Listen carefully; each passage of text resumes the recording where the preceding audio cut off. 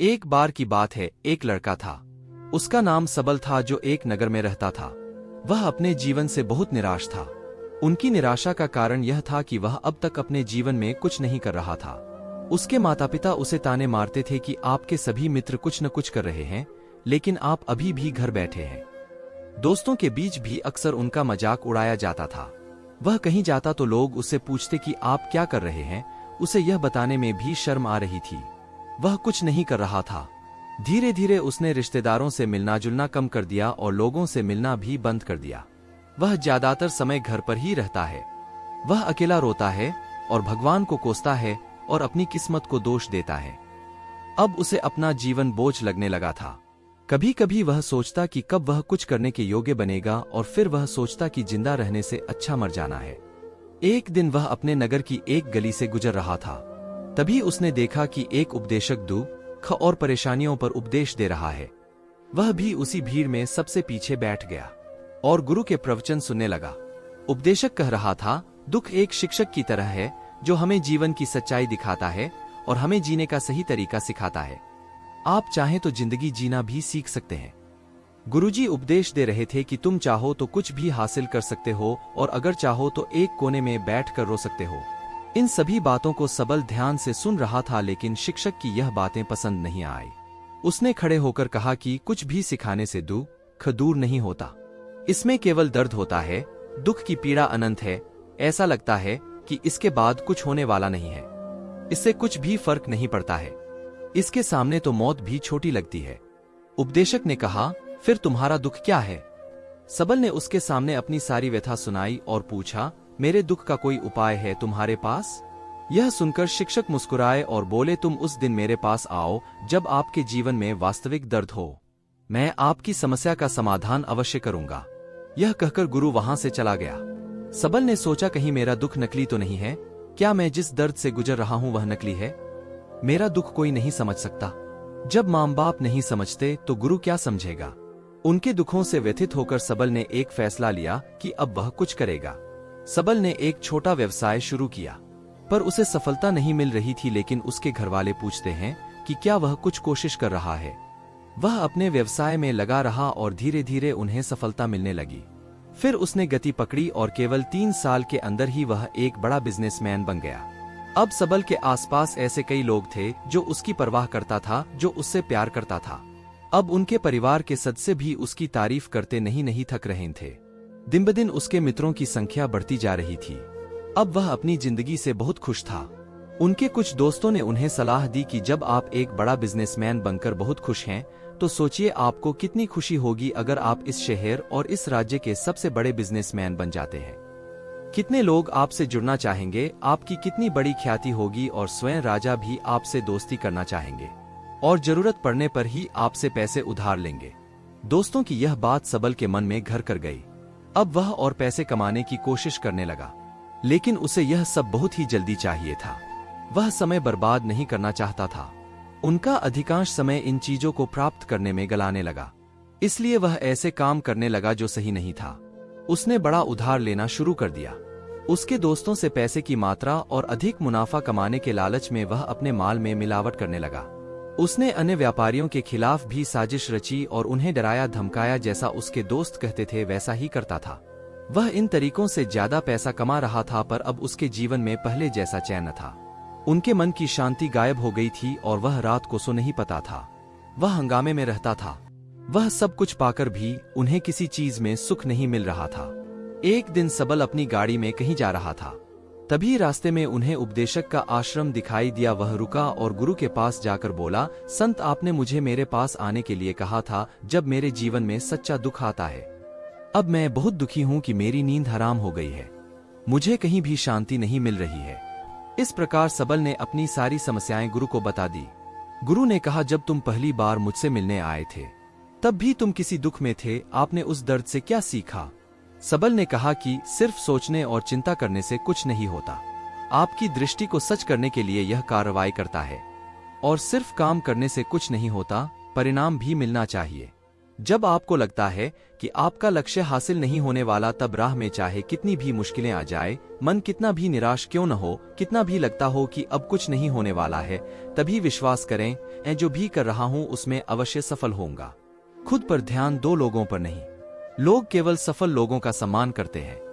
कोई कितना भी अच्छा क्यों न हो, वह हमेशा लोगों की नजरों में बोझ बने रहते हैं।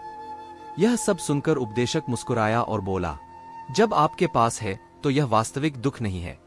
अपने जीवन में वास्तविक दुख आए तब मेरे पास आओ, मैं उसे ठीक कर दूंगा। सबल ने जाते समय साधु को सोने के सिक्कों से भरा घड़ा भेंट किया। घड़े को देखकर गुरु ने कहा कि यह मेरे किसी काम का नहीं है। उस पेड़ के नीचे गड्ढा खोदकर गाड़ दो। सबल ने घड़े को पेड़ के नीचे दबा दिया, जैसा कि गुरु ने बताया, और वहां से चला गया। कुछ दिनों से कारोबार ठीक चल रहा था, लेकिन व्यापार के गलत तरीके के कारण धीरे धीरे उसे व्यापार में घाटा होने लगा। उसकी सारी दौलत धीरे धीरे खत्म होने लगी और एक दिन ऐसा भी आया जब उसके पास कुछ भी नहीं बचा और उस पर कर्ज का बोझ चढ़ गया था। परंतु वह निश्चिंत था, क्योंकि उसने अपना सारा कर्ज अपने दोस्तों से लिया था। उसने सोचा कि उसके दोस्त बुरे वक्त में उनके साथ खड़े रहेंगे, लेकिन ऐसा कुछ नहीं हुआ। जैसे ही बुरा वक्त आया, दोस्त पहले उससे कर्ज मांगने लगे। अगर उसने कर्ज नहीं लौटाया, उन्होंने उसे जान से मारने की धमकी भी दी। उनके सभी शुभचिंतक और प्रियजन उससे दूर हो गए। उसके दोस्त, जो उसके साथ मस्ती किया करते थे, अब उससे दूर भाग रहे थे। उसका परिवार उसकी गलतियां और कमियां गिनने लगा। उनकी सारी संपत्ति नीलाम कर दी गई और उसके पास कुछ भी न बचा। जब उसने अपने पिता से मदद मांगी, पिता ने कहा कि मेरे पास थोड़ी सी संपत्ति है, मैं तुम्हारी माँ को क्या कहूंगा अगर मैं तुम्हें दे दूं? यह संपत्ति हमारा अंतिम उपाय है। सबल के मन में गहरा दुख छा गया। उसके आसपास कोई नहीं था जो उनके दुख को समझ सके, जो उसे संभाल सके। जनता के इस विश्वासघात के कारण वह अंदर से टूट चुका था। वह सोचने लगा कि अब जीने का क्या मतलब है, अब मौत ही मेरा सहारा है।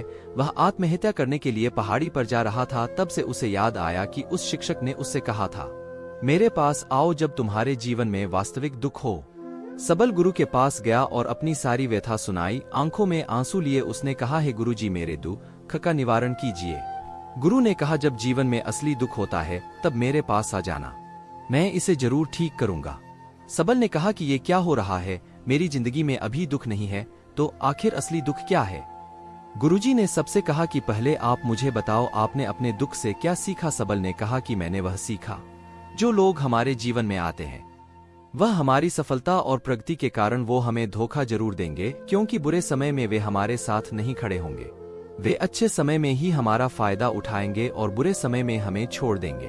उन लोगों पर ही भरोसा करें जो हमारे बुरे समय में हमारे साथ खड़े रहते हैं। लेकिन ऐसे लोग बहुत कम होते हैं, लेकिन जिनके पास है उन्हें उनकी सराहना करनी चाहिए, उनका अपमान नहीं करना चाहिए। मैंने कभी भी किसी के खिलाफ साजिश नहीं रखना चाहिए। अपना काम ईमानदारी और धैर्य से करें और कभी लालची मत बनो। अपने सारे दुख दर्द और अनुभव बयां करने के बाद सबल गुरुजी के सामने आंखों में आंसू लिए बैठ गया।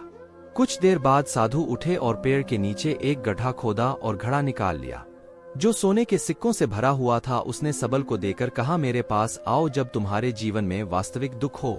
सबल ने अपने शिक्षक को धन्यवाद दिया और उसे प्रणाम करके चला गया। उस पैसे से उन्होंने एक छोटा सा व्यवसाय शुरू किया। अब वह छोटा व्यापारी बनकर भी खुश हैं। उन्होंने पूरी लगन और ईमानदारी से कारोबार किया। जल्द ही वह अपने शहर का एक बड़ा व्यापारी बन गया। उनका जीवन सुख सुविधाओं से भरा हुआ था।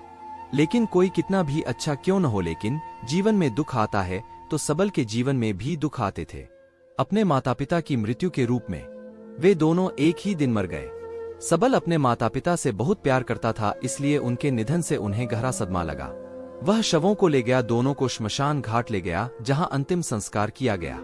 वहां उसने अपने माता पिता का शव जलता हुआ देखा तो उनका मन बेचैन हो उठा। उसके मन में कई सवाल उठने लगे। वह घर वापस आ गया, इसलिए उसने अपने माता पिता के घर और संपत्ति को देखा जिसके लिए उनके पिता हमेशा लड़ते रहे। आज जो छूटा पड़ा है, जिन्होंने इसकी देखभाल की, इसके लिए लड़ने वाले इस दुनिया से चले गए। उसके पिता ने जो कुछ कमाया वह सब यहीं रह गया। एक दिन पहले तक उसके पिता मारपीट करते थे किसी के साथ उसकी संपत्ति के लिए। आज वो खुद इस दुनिया से चले गए। उसका मन ऐसे अनेक विचारों के बवंडर में था। वह अंदर से अकेला और डरा हुआ महसूस कर रहा था। वह खाली महसूस कर रहा था। उसे लगा कि कुछ है, वह समझ नहीं सका। इसलिए वह गुरु के पास गया। उसे देखकर गुरुजी ने कहा, क्या जीवन में कोई दुख है? सबल ने कहा, वैसे तो जीवन में कोई दुख नहीं है, सब कुछ अच्छा चल रहा है, लेकिन आज मेरे माता पिता का देहांत हो गया है। मैं इस घटना से बेहद दुखी और परेशान हूँ। गुरुजी ने कहा, इसमें दुखी होने की क्या बात है? एक दिन सबके अपनों को मरना है, कोई न कभी जिया है और न कभी रहेगा। एक दिन तुझे भी मरना है, शायद तुम कल ही मर जाओगे, या आप आज भी मर सकते हो। सबल ने कहा, क्या कह रहे हो गुरुजी, मैं भी मर जाऊंगा, लेकिन मैं अभी जवान हूँ। गुरु ने कहा कि सब जी रहे हैं इस भ्रम में कि मृत्यु केवल दूसरों को आती है, बड़ों के पास ही आती है, लेकिन जवान और बूढ़े मर जाते हैं, बच्चे मर जाते हैं। मौत का उम्र से कोई लेना देना नहीं है, यह सभी को प्रभावित करता है। मास्टर जी की ये बातें सबल के मन में घर कर गईं और वह चुपचाप चला गया, लेकिन उसका मन अभी भी बेचैन था। वह खाली महसूस कर रहा था। वह सारा दिन अपने बारे में ही सोचता रहा कि वह कौन है, वह इस दुनिया में क्यों आया है, क्या जीवन का लक्ष्य केवल चीजों को खाना और मरना है? ऐसे कई सवाल उसके दिमाग में लगातार उठ रहे थे, लेकिन उन्हें अपने किसी भी सवाल का जवाब नहीं मिल रहा था और उसका दुख दिन ब दिन बढ़ता ही जा रहा था। इसलिए कुछ दिन बाद वह फिर से गुरुजी के पास पहुंचा और बोला, हे स्वामी, मैं बहुत दुखी हूँ, क्योंकि मैं यह नहीं जान पा रहा हूँ कि मैं कौन हूँ और मैं इस दुनिया में क्यों आया। यह सुनकर गुरुजी मुस्कुराए और बोले, आज आपके जीवन में पहली बार सच्चा दुख उत्पन्न हो गया है। यह वास्तव में दुख कहलाने के लायक है। हम नहीं जानते कि हम कौन हैं, हम क्यों आए हैं, क्या करें, कैसे करना है। सबल ने अपने गुरु से कहा कि उसकी दुर्दशा दूर करो। गुरु ने कहा कि हम सभी इंसान हैं, जीवन भर संग्रह करते रहते हैं। सबल ने कहा कि सभी इंसान जीवन भर धन, सम्मान, परिवार, प्रतिष्ठा, मित्र, शत्रु आदि जमा करता है। गुरु ने पूछा, क्या हम एकत्रित की गई चीजों में से कुछ भी अपने साथ ले जा सकते हैं? सबल ने कहा, कोई भी इंसान अपने साथ कुछ भी नहीं ले जा सकता, वह सिर्फ अकेला ही जाता है। मेरे माता पिता भी अपने साथ कुछ भी नहीं लेकर गए, सब कुछ धन संपत्ति वैभव सब कुछ यहाँ पर छोड़ कर गए। शिक्षक ने कहा, अब मेरी बात ध्यान से सुनो, इस संसार में हमें जो संग्रह करना चाहिए वह हम नहीं करते। चीजें हमारे सामने होती है, लेकिन हम उन्हें देखने की कोशिश नहीं करते। हमें इस दुनिया में जो कुछ भी इकट्ठा करना है वह हम खुद हैं। हमें खुद को जुटाना होगा ताकि जब हम मरें तो हम एकजुट हो सकें और खुद को पहचानने में सक्षम होने के लिए हम अंदर बंटे हुए हैं। हम प्यार, नफरत, गुस्सा, ईर्ष्या में बंटे हुए हैं। क्रूरता, धन, स्थिति, प्रतिष्ठा, सम्मान, पहचान, धर्म, जाति, सैकड़ों हजारों ऐसी चीजों और इच्छाओं में हम विभाजित हैं और टुकड़ों में जीवन जी रहे हैं। इस विभाजन के कारण हमारी चेतना कभी एक नहीं हो सकती। हमारी चेतना शक्ति बिखरी हुई है, इसलिए हमारे पास इतना समय नहीं है, इतनी ऊर्जा नहीं कि हम मुड़ सकते हैं और अपने भीतर देख सकते हैं।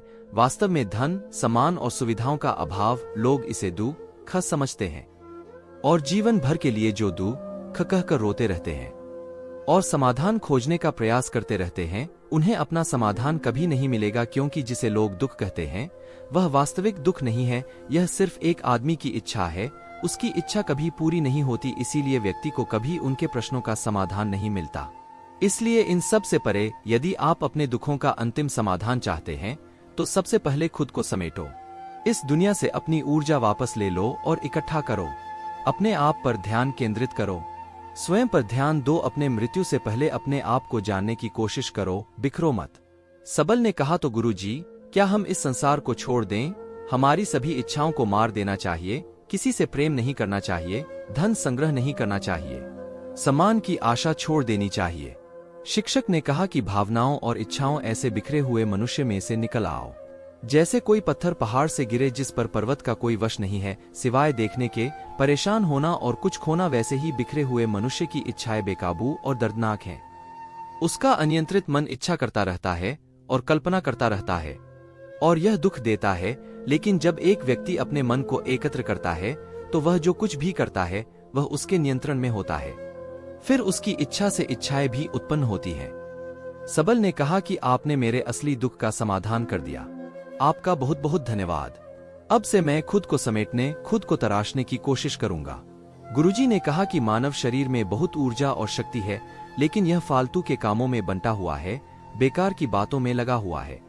यह एक बहुत ही शक्तिशाली मशीन की तरह है, एक बच्चे के हाथ में रखा जा रहा है और वह बिना सोचे समझे अपनी शक्ति बर्बाद कर रहा है और बिना किसी नियंत्रण के, इसीलिए इस शक्ति पर ध्यान दें, अपनी चेतना, और इसे इकट्ठा करें। सबल को अपने प्रश्नों का उत्तर मिल गया। उसने अपने गुरु का शुक्रिया अदा किया और चुपचाप चला गया। दोस्तों, उम्मीद है आपको यह कहानी पसंद आई होगी। अगर आपको यह कहानी पसंद आई हो तो अपने दोस्तों और परिवार के साथ जरूर शेयर करें।